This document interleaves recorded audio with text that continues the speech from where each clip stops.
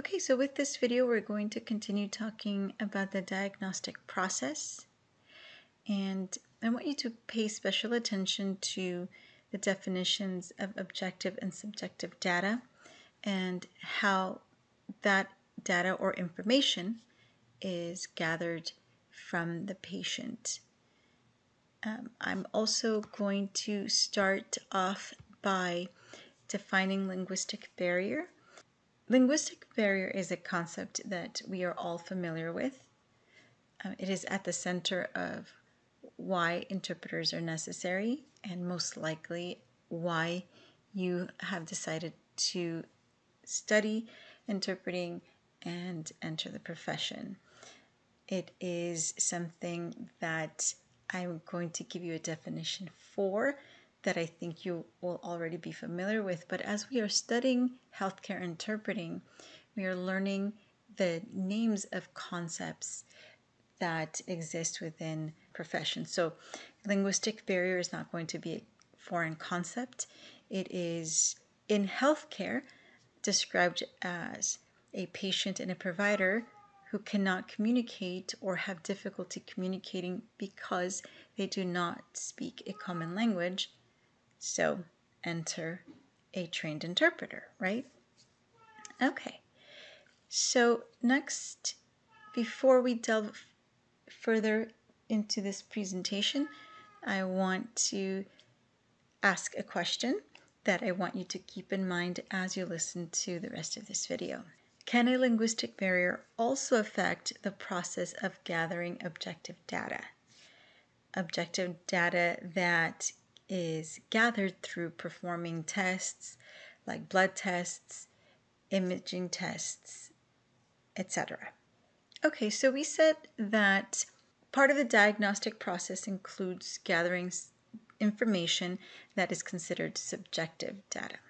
And the way that that's done is typically through the patient interview and then from also taking a health history. So this requires asking the patient questions, then gathering that information based on what the patient answered. We said that this is subjective because it's something that we have to rely on the patient to give us. So this is information that we cannot confirm.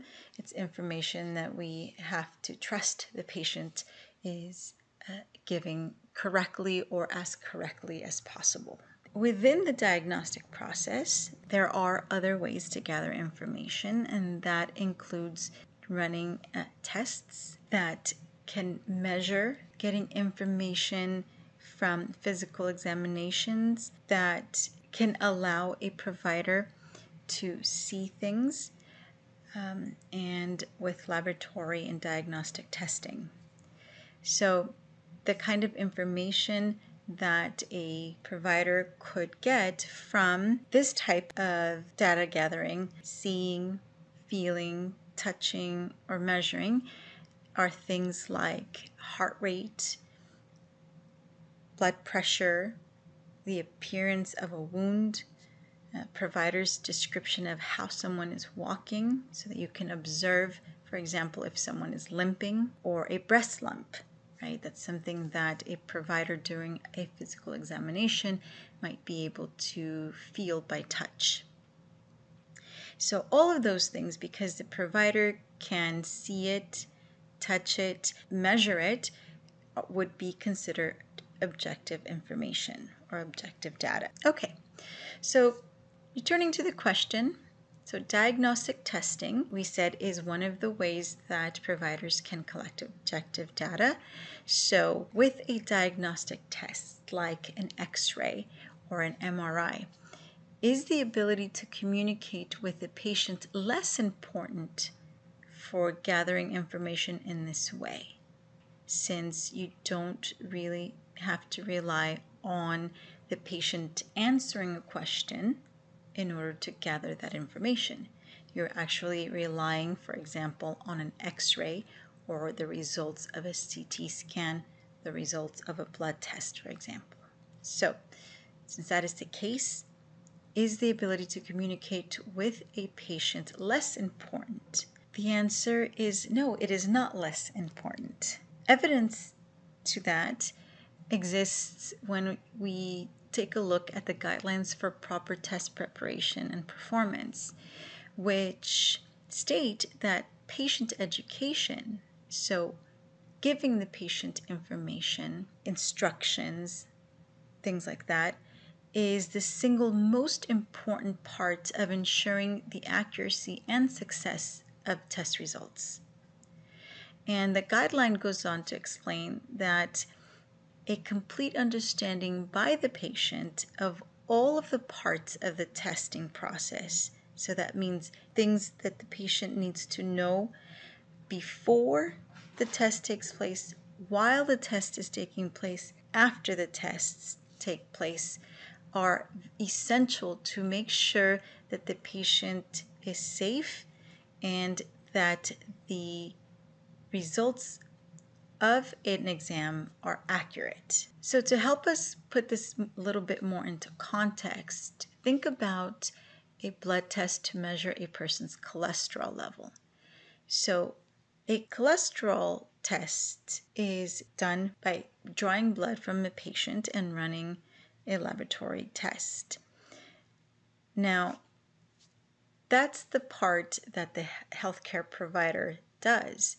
But before that, and in order to ensure that the sample of blood that the provider takes will yield an accurate result, the patient needs to follow certain instructions, like fasting for 8 to 10 hours. So again, we should not be confused to think that the patient doesn't have anything to do or doesn't have any part of this test solely because it is a test that it's run in a lab. The patient very much is involved in the process and needs to participate in that process.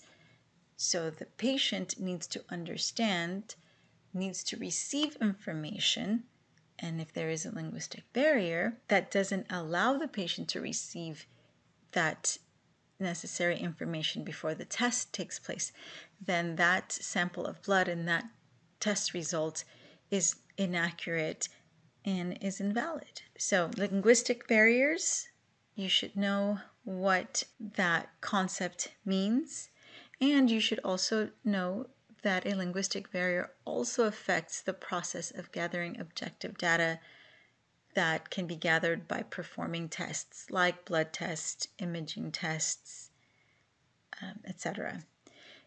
So communication is going to be imperative within all aspects of healthcare.